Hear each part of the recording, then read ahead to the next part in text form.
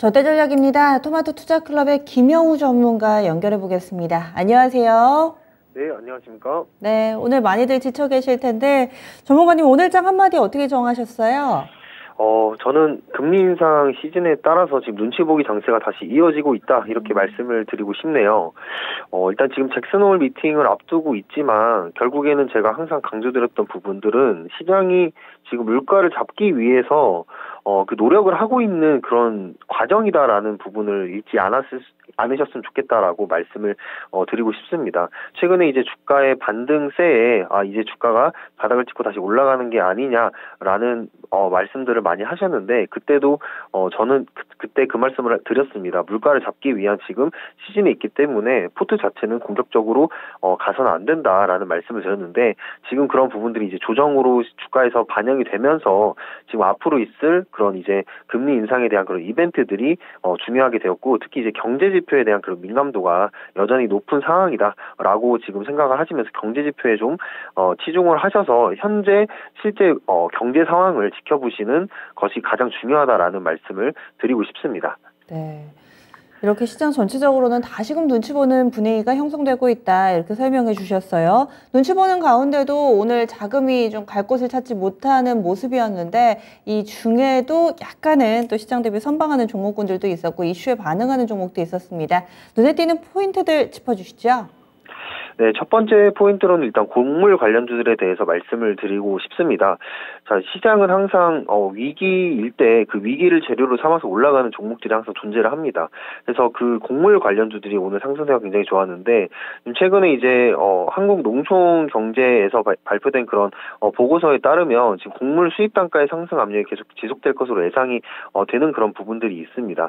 지금 전반적으로 시장 상황을 본다면 곡물의 대위기는 어떻게 본다면 식량 안보 문제로서 이제 지금 단기적인 부분뿐만 아니라 미래에도 우리가 생각을 해봐야 될 그런 부분들이라고 생각을 할 수 있는데요. 결국 근데 지금 시장에서 나타나는 움직임은 테마적인 움직임으로 지금 나타나고 있다라는 말씀을 드리고 싶습니다. 이 곡물 가격에 대한 그런 상승분 자체가 시장에서는 하나의 그 위기가 재료로 작용을 하면서 곡물 그리고 비료 사료 관련주들이 지금 상승세를 보여주고 있는데, 오늘 한탑이라든지 아니면 고려산업, 대주산업, 미래생명자원 이런 종목들이 저점을 찍고 다시 한번 올라가는 그런 모습들을 보여주고 있습니다. 근데 제가 항상 말씀드리는 부분들은 이런 테마주들 같은 경우에 이제 이 기업의 주가를 관리하는 그런 주포들이 결국에는 움직이는 그런 부분들이기 때문에 어느 정도 수익권에 들어선다면 빠르게 수익을 보고 나오셔야 된다. 즉 장기적인 펀더멘탈적인 부분에서는 크게 좋은 영향만을 가지고 주가를 끌어올리지는 않는다. 이런 말씀을 드리고 싶고요. 자, 그리고 두 번째로는 제가 신규 상장 종목에 대한 얘기들을 말씀을 드리고 싶습니다. 자, 오늘 소카 그리고 대성하이텍이 오늘 상장을 했는데, 소카 같은 경우에는 지금 저는 IPO 타이밍이 굉장히 안 좋았다라고 말씀을 드리고 싶어요. 지금 최근에 이제 IPO에 대한 관련주들 최근 몇 년간 그런 고부가 가치에 대한 고부가 밸류에 대한 그런 부분들이 문제가 굉장히 많았는데, 소카도 그런 부분에서 좀 시가총액을 너무 높게 잡지 않았나라는 생각을 해봅니다. 자, 소카 같은 경우에 지금 경쟁자에 대한 그런 출연 여부도 생각을 해야 되고요. 실적 대비를 해서 높은 시가총액을 가지고 출연을 했기 때문에 그런 부분들에 있어서 조금 오늘 악재로 좀 작용을 하지 않았나 싶습니다. 하지만 이번 연도에 이 업계의 기준에서는 실적이 흑자가 된다는 점, 업계 최초로 흑자가 된다는 그런 점은 그나마 다행으로 볼 수 있겠지만, 저는 아직도 소카에 대한 그런 부분들은 좀 부정적으로 보는 부분들이 있기 때문에 우선 시가를 회복해주는 것이 우선시 돼야 된다라고 말씀을 드리고 싶고요. 이 소카에 대한 방향성은 저는 매수를 하는 거는 추천을 드리지 않는다라는 말씀을 좀 참고사항으로 드리고요. 반면에 이제 대성하이텍 같은 경우에는 지금 기술적으로 성장성 있는 기술들이 많이 가지고 있는 것으로 보입니다. 특히 이제 전기차 산업에 특화된 이제 컴팩트 머신 센터의 사업 부분에서는 이런 부분들이 가파른 성장세를 보이면서 배터리 업체 중심으로 이제 납품을 하고 있는 기업이기 때문에 이 기대감을 사실 안고 지금 시장에서 매수를 할 수 있는 종목들이 많이 보이지는 않지만, 그나마 섹터의 환경이 좋은 환경들, 저는 이제 2차전지 쪽을 말씀드리고 싶습니다. 2차전지 쪽으로는 결국에는 이 산업의 발전이 필수적으로 이루어져야 되기 때문에, 만약에 성장주에 투자를 할 거면 차라리 2차전지 같은 그런 매크로 환경이 괜찮은 그런 산업들을 투자를 해보자라는 말씀을 드리고 싶어요. 그거와 이제 관련해서 또 스위스턴 자동 선반이라는 그런 스위스 시계에 들어가는 그런 기술력을 또 가진 부품을 만들어내는 회사인데 전 세계 10개사에서만 생산이 가능합니다. 물론 일본 기업들이 그것들을 대부분 차지를 하고 있지만 그럼에도 불구하고 이 대성 하이텍의 성장성은 좀 두드려서 볼 수 있다라고 말씀드리고 싶고요. 마지막으로 폐배터리는 계속해서 제가 강조를 드리고 싶어요. 세비케미라든지 아니면 성일하이텍, 제가 저번에 추천드렸던 고려아연 같은 종목들은 조정 자리가 나올 때마다 적극적으로 매수를 추천을 드리는 바이다. 2차 전지의 마지막 밸류체인은 결국 폐배터리가 강하게 담당을 할 것이다. 이 말씀을 드리고 싶고요. 자, 그리고 세 번째로는 외인들의 양지수가 순매수세가 여전히 들어오고 있습니다. 자, 이 말은 무슨 말이냐? 시장이 안 좋은데도 외인들은 사고 있는 종목들이 존재를 한다는 겁니다.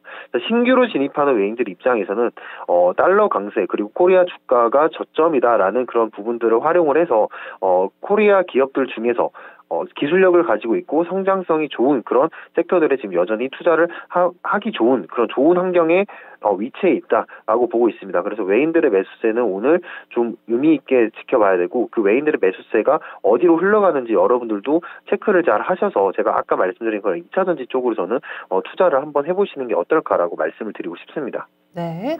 그래서 오늘 장에서 특징적인 부분까지 알아봤습니다. 이번 한 주 동안에 좀 감안해야 될 일정이라든지 뭔가 전략의 방향이 있다면 제시를 해주세요.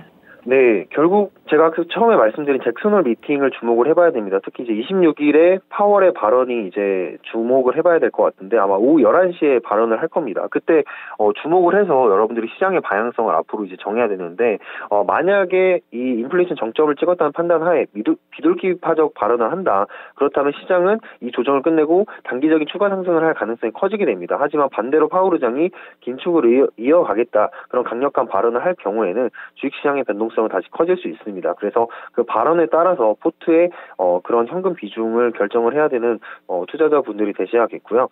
결국에는 이 경기 침체의 우려감이 지금 계속해서 지속이 되고 있습니다.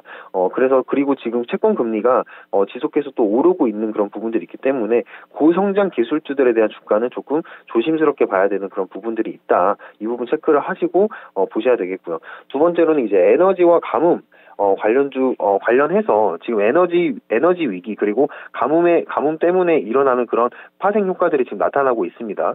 근데 그런 시장 속에서 지금 결국에는 순환매가 나타나고 있다. 즉 위기인 그런 시장 상황을 활용을 해서 순환매들이 나타나고 있는데 아까 말씀드렸던 특히 곡물주들이라든지 아니면 신재생 에너지 쪽은 여전히 이 감축 법안에 따라서 매수세가 들어올 수 있으므로 지금 위기를 자초하고 있는 그런 부분들을 재료로 활용해서 우리는 순환매적으로 단기적으로 이쪽에 잠깐 포트를 담았다가 빼는 전략을 택하시는 게 어떨까라고 저는 생각을 하고요. 마지막으로 저는 관심 섹터 2차 전지 엔터 방산주를 보면서 보고 있다는 말씀 드리고 싶습니다. 네, 2차 전지 엔터 방산주 관심 섹터 김영우 전문가가 관심 갖고 보는 종목군들이었네요. 그러면 오늘의 절대 전략 총정리해 주세요. 네, 제가 마지막으로 말씀드렸던 관심 섹터와 연관해서 말씀을 드리고 싶은데요. 지금 현재 시장은 공격적인 푸트보다는 리스크를 피해갈 수 있는 푸트를 구성을 해야 된다고 생각합니다. 그런 푸트들이 저는 2차 전지 엔터 방산이라고 생각을 하는데요. 결국 2차 전지는 결국에 이 전기차로의 이런 시대 전환을 가면서 이 필수적으로 성장을 해야 되는 그런 기업이다. 예를 들면 이제 글로벌 완성차 업체 같은 경우에는 최근에 세제 혜택에 대한 그런 제외 우려감 때문에 아무래도 투자하기가 그렇지만 2차 전지 소재 같은 경우는 반대로 공장을 가지고 있는 그런 기업들이 오히려 세제 혜택을 받을 수가 있기 때문에 그런 쪽으로는 2차 전지 쪽을 보시는 게 맞다라고 생각을 하고요. 엔터 같은 경우도 실제로 경기 침체 우려감과는 반대되는 행보를 가지고 있죠. 이런 보복 소비라든지 아니면 이런 고정 팬들에 의해서 나타나는 그런 실적 기대감 그리고 새로운 아티스트들의 등장으로써 그런 엔터주들의 그런 실적이 계속해서 증가를 할 수 있는 환경들을 만들어주고 있습니다. 그래서 지금 같은 시장에서도 엔터주들의 실적은 두드러지게 나타나고 있고요. 그리고 방산주들 같은 경우도 지금 K방산에 대한 얘기들이 나오고 있는데 결국에는 가성비가 좋은 K방산 쪽으로 전 세계의 시선이 몰리고 있고 지금 시장에서 잠깐 잊혀졌지만 전쟁은 여전히 리스크가 잔존해 있다. 특히 이제 한국에 대한 그런 부분들이 있어서 한국에 대한 기술력 그리고 가성비적으로는 다시 한번 공급 계약 체결이 연쇄 효과로 일어날 수 있는 부분들이 있기 때문에 하반기에는 이 세 가지의 섹터를 저는 여전히 주목을 하고 있는 바입니다.